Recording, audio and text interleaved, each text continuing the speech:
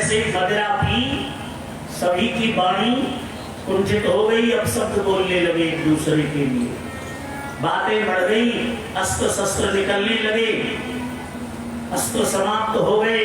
तो वो पटेरा नाम की घास उखाड़ कर एक दूसरे पर भगवान ने समझाया बीच में आकर के, लेकिन किसी की समझ में ना आया। ध्यान रखो, जब व्यक्ति को अपनों की बातें बुरी लगने लगे, जब व्यक्ति को अपनों से ही वैमनस्यता होने लगे, समझ लेना चाहिए कि अब इसका समय ठीक नहीं है, अब इसका समय ठीक नहीं। जब व्यक्ति गुरु का अपमान करने लगे, गुरु की बातों को ध्यान से न सुने, अपनों की बातों को अनर्गल समझने लगे, समझ लो इसका राम जी ही बेटी है, राम जी इसका कुछ करे। और ये सत्य कथानक है, ये सत्य कथा है। भगवान शंकर कौन बने हैं राम कथा में? हनुमान बने। जब राम जी अवतार ले रहे थे, सभी देवता इकट्ठे होकर के आए। राम जी से कहा तुम जा रहे हो, तुम्हें किसी की आवश्यकता? तब राम जी ने शंकर की तरफ इशारा किया, बोले मुझे केवल ये चाहिए। तो राम काज करवे हितः शंकर बन्यो कपीश। राम जी के काज को पूर्ण करने के लिए शंकर जी कौन बने? कपीश। कपीश नाम के रुद्र बने, यानी हनुमान जी बने। इसलिए तो गोस्वामी जी ने कहा जय कपीश तीनों लोक उजागर।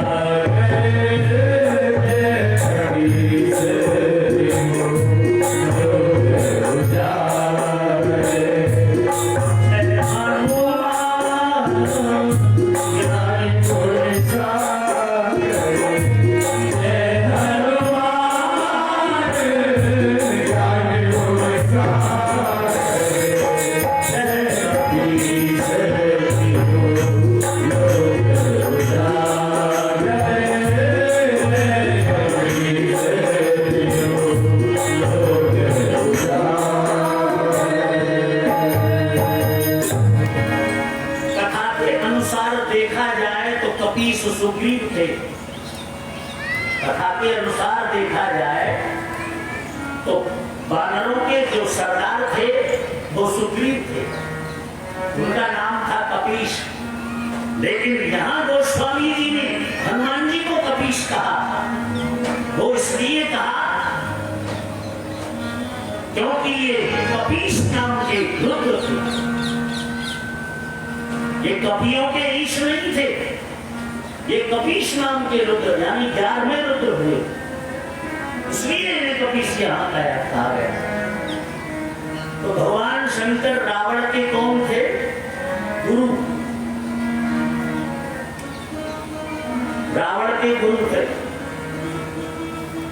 जब रावण पर आपत्ति आई तो गुरु को बड़ा दुख हुआ। और देखिए, अपने शिष्य को बचाने के लिए शंकर जी हनुमान बन के रावण के पास गए, लेकिन बुरा वक्त था। ये रावण भगवान शंकर को पहचान नहीं पाया। हाथ जोड़कर नम्र निवेदन किया भगवान शंकर ने, हे लंकेश,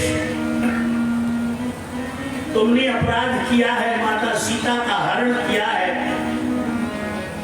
सहर्ष माता सीता को राम जी को लौटा दो और अक्षय राज करो, अक्षय राज करो। रावण को कितनी सुंदर सलाह दी, अक्षय राज के लिए प्रेरित किया, लेकिन बुरे वक्त में रावण समझ नहीं पाया। क्या बोला? क्या बोला?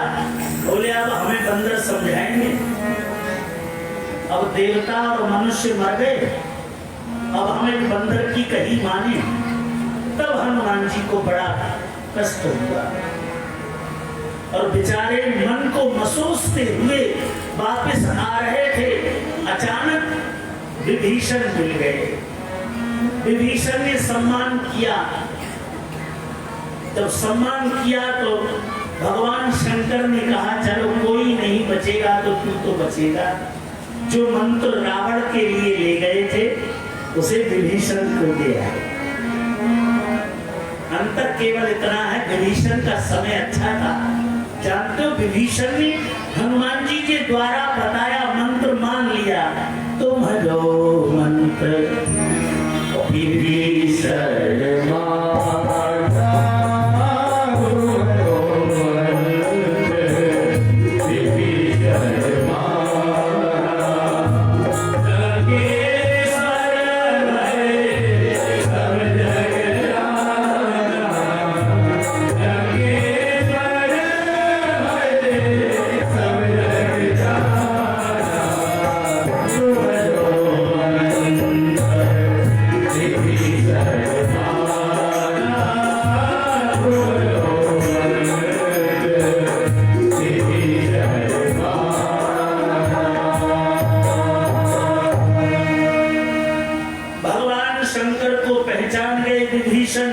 और मंत्र को मान लिया।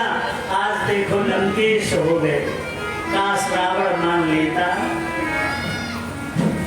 तो क्या रावण का पतन होता। इसीलिए बुद्धि को ठीक रखो। बड़ा चक्कर है इस संसार में। पुत्रेषणा, वित्तेषणा, लोकेषणा, ये अनेक प्रकार की ऐषणाएं व्यक्ति को सताती रहती हैं। कोई किसी से दुखी है, अब के तो हम भी दुखी थे, कोरोना आ गया, कथा ही नहीं थी, शटर गिर गया सब, तो देखो सब दुखी थे। कोई तन दुखी, कोई मन दुखी, कोई निस्दिन फिरे उदास, थोड़े थोड़े सब दुखी, सुखी राम के दास।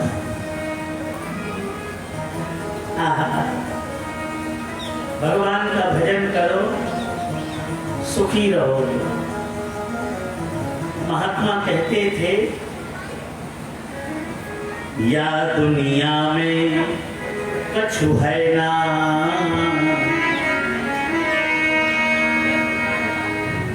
या दुनिया में कछु है ना, या दुनिया में कछु है ना, या दुनिया में कछु है ना। अच्छा तुम्हें लगता है इस दुनिया में कुछ है?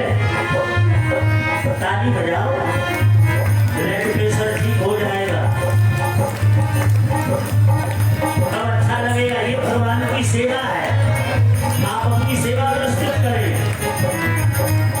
या दुनिया में कछु है ना, या दुनिया में कछु है ना, या दुनिया में कछु है ना।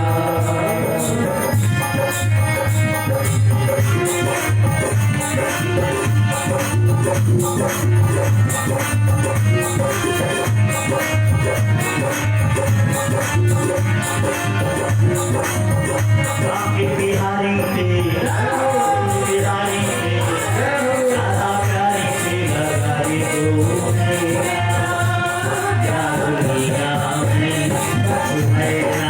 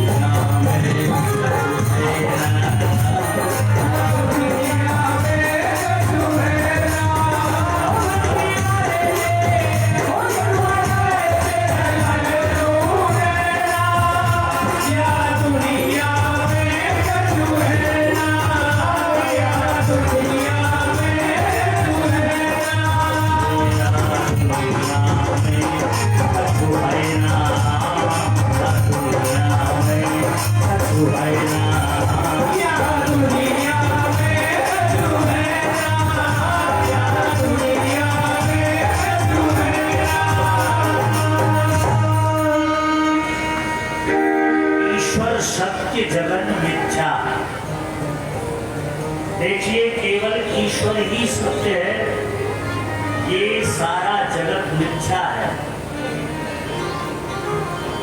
थोड़ा माता बंधु ध्यान देंगे। मैं तुम्हें अनुभव की बात बता रहा हूं। सत हरि भजन जगत सब सपना, उमा कहूं मैं अनुभव अपना।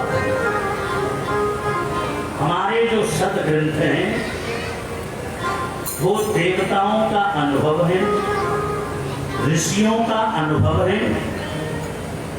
ऋषियों का अनुभव कहता है कि केवल सच्चा परमात्मा का नाम है।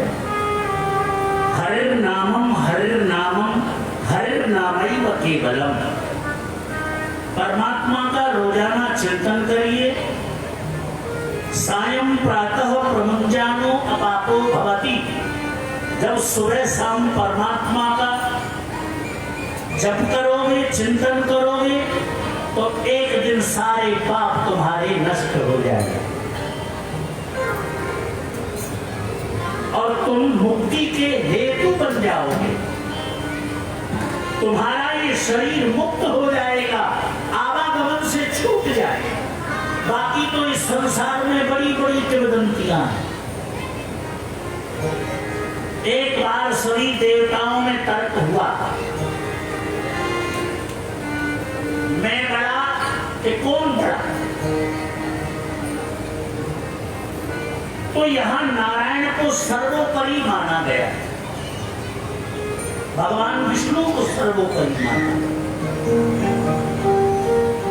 और इसका मूल कारण रहा सरलता। इसका मूल कारण क्या रहा? सरलता। नारद जी जैसे ही भगवान शंकर के पास पहुंचे और शंकर ने कहा, आओ नारद जी, आप तो अपने भाई हो। बोले दूर रहिए, दूर रहिए, हमसे स्पर्श मत करिए। आप शमशान की नाक लगाते हैं और मैं अपवित्र हो जाऊंगा, वैष्णव हूं। बस इसी बात पर शंकर जी नाराज हुए और नारद जी को मारने के लिए दौड़े। नारद जी ने सोचा, क्रोधी मान सम्मान को समझने वाला बड़ा नहीं हो सकता। ब्रह्मा जी के पास गए तो ब्रह्मा जी के सामने जाके बैठ गए। ब्रह्मा जी नाराज हो गए, हमारे बराबर नहीं बैठ गए, जबकि तुम हमारे पुत्र हो। नारद जी ने सोचा, ये मान सम्मान की रूढ़ी उनके भी अंदर घुसी हुई है। लेकिन तब विष्णु जी को देखा, सरलता सौम्यता की प्रतिमूर्ति। तब नारद जी को याद आया कि एक बार भृगु जी ने इनके पैर का प्रहार किया था। जानते हो पैर का प्रहार क्यों किया था भृगु जी ने? क्योंकि भृगु जी की पत्नी को भगवान विष्णु ने चक्र से मार दिया था। पत्नी को मार दिया था। भृगु जी ने शाप लिया था कि मैं पत्नी के विरह में दुखी हूं, नारायण तुम भी होगे। तो शायद सीता का विरह, शायद सीता से भगवान इसीलिए बिछड़े होंगे, क्योंकि भृगु जी ने भी शाप लिया।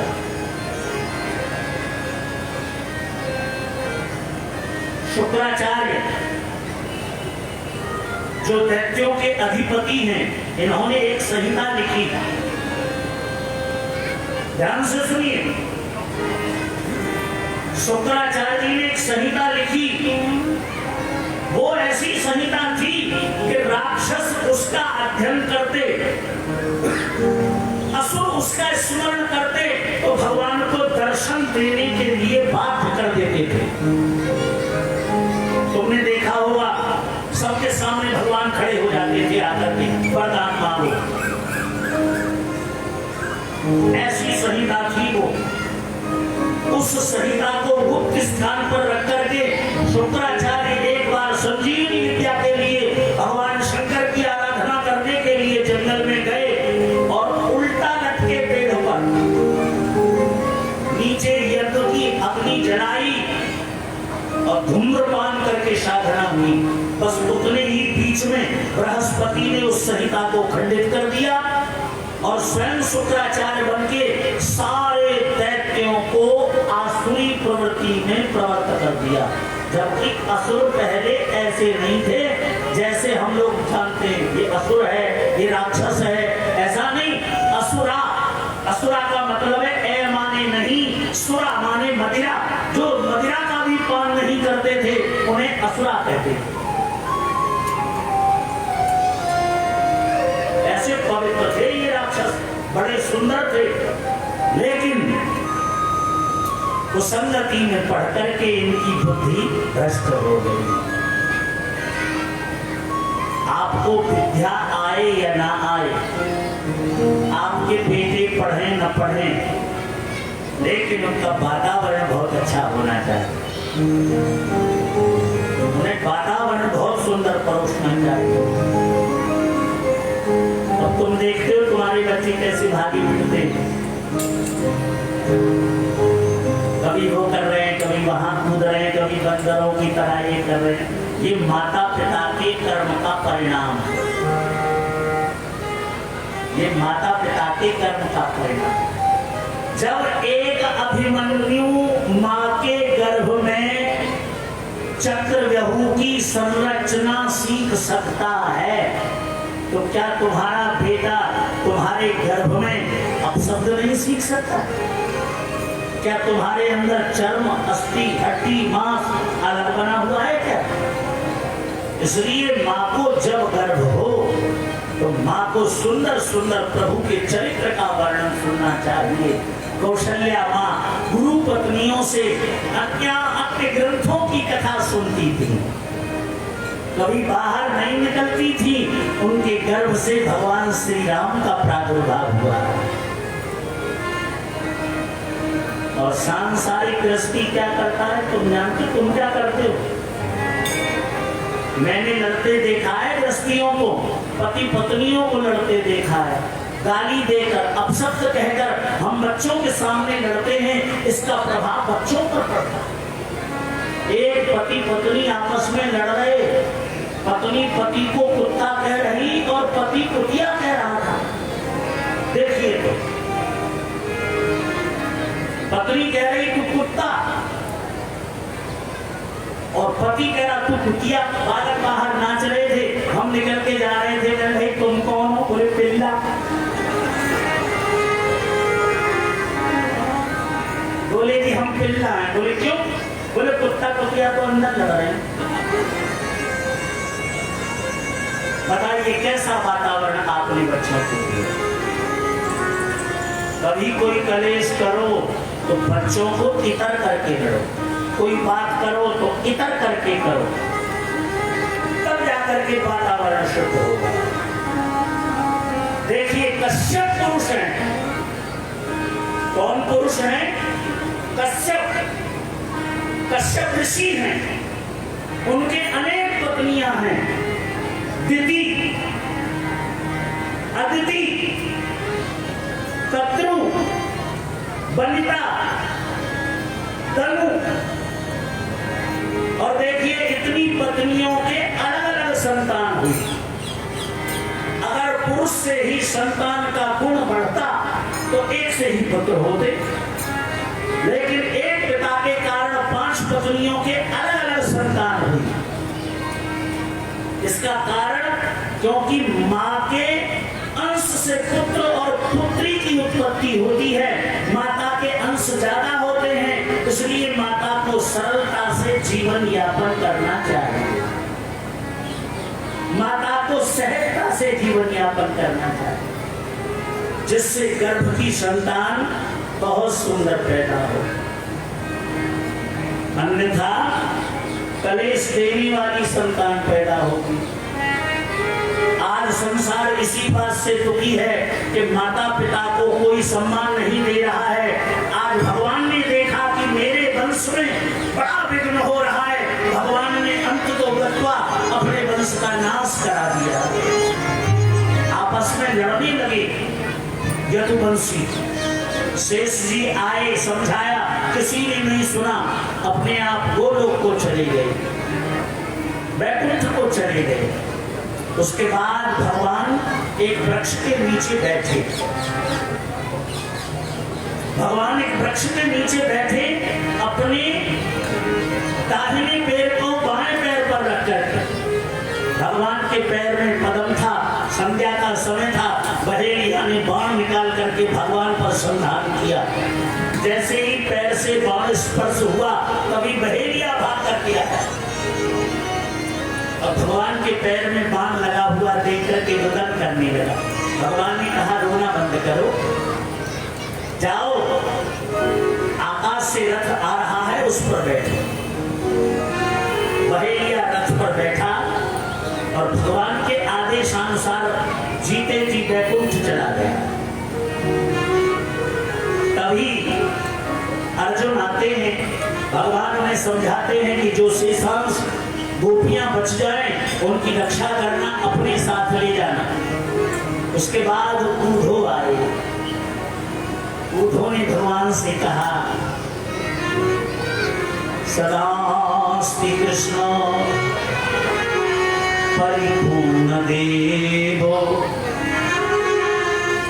राधा सदा तुम परिपूर्ण देवी। भगवान आप परिपूर्ण हैं, आपसे ऊपर कोई नहीं है, आप संसार की अंतिम स्थिति हैं। आप चले जाओगे तो संसार शून्य हो जाएगा। भगवान ने कहा ऊधो, मैं श्रीमद् भागवत रूपी ग्रंथ में प्रवेश कर रहा हूं। जब भी संसार का जीव मुझे याद करे,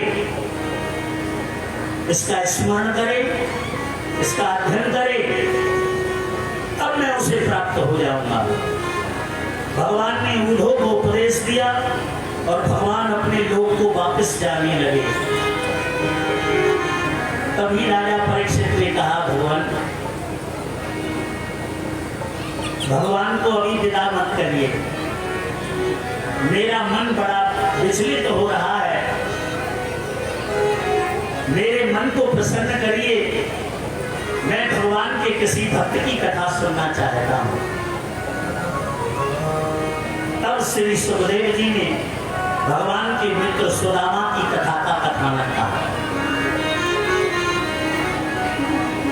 आप ध्यान से सुनिए, थोड़ा सा माताएं शोरगुल कम करें।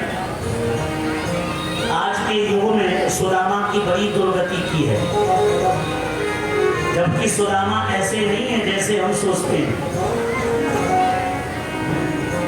देखिए, सुदामा के जो पिता हैं, उन्होंने भगवान सोमनाथ की तपस्या की। किसकी तपस्या? भगवान सोमनाथ की तपस्या की, और भगवान सोमनाथ के आशीर्वाद से सुदामा का जन्म हुआ। इनके पिता हैं सुतपा। पिता कौन है? सुतपा। माता पूर्णिमा। दोनों ने भगवान शिव की आराधना की, तब सुदामा पैदा हुए। और सुदामा साधारण नहीं है, ब्रह्म ज्ञानी है। देखिए, हम जब पढ़ते थे तो एक ग्रंथ चलता था उस समय, द्वासपर्णा। कौन सा ग्रंथ? द्वासपर्णा नाम की एक पुस्तक चलती थी हाई स्कूल में, यानी पूर्व मध्यमा में। तो द्वासपर्णा का अर्थ है दो सुंदर पंख वाले पक्षी, एक सुदामा और एक कृष्ण। एक सुदामा और एक कृष्ण, लेकिन दोनों पक्षियों का उद्देश्य अलग है। एक तो संसार रूपी फल को खाना चाहता है और एक संसार रूपी फल को देखकर ही तृप्त है। ये दो तरह के पक्षी हुए हैं। सुदामा देखकर ही संसार को तृप्त है और भगवान कृष्ण सारे संसार को भोगना चाहते हैं। इतना अंतर है दोनों पक्षियों में। हम लोग सोचते हैं कि भगवान के चने चुराए थे सुदामा ने, ऐसा नहीं है। सुदामा जानते थे कि कृष्ण को जो थोड़ा देता है, कृष्ण उसका कई गुना करके देते। अगर मैंने चना दे दी तो इसी के बदले कृष्ण मुझे मालदार कर देगा, धनाढ्य कर देगा। और ब्रह्म विद्या का लक्षण है सुखार्थिनः कुतो विद्या, विद्यार्थिनः कुतो सुखम। सुख चाहने वाले को विद्या कहाँ और विद्या चाहने वाले को सुख कहाँ। बोले अगर मुझे सुख मिल गया तो मैं ब्रह्म विद्या का अध्ययन नहीं कर पाऊंगा। इसलिए सुदामा ने चाहते हुए भी कृष्ण को मां के द्वारा दिए गए चनों को नहीं दिया और स्वयं खा लिया और स्वयं क्या हो गए, गरीब हो गए। दरिद्र नहीं, गरीब। दरिद्र और गरीब में बड़ा अंतर है। दरिद्र जानते हो किसे कहते हैं? एक राजा जा रहा था किसी से युद्ध करने के लिए, तो एक महात्मा आए, बोले लो राजन, मेरे गुरु ने ये दक्षिणा दी है कि उसको देना जो दुनिया का सबसे बड़ा दरिद्र हो, आप लो। राजा बोला मैं दरिद्र हूं? बोले हाँ, तुम्हारे पास सब कुछ होते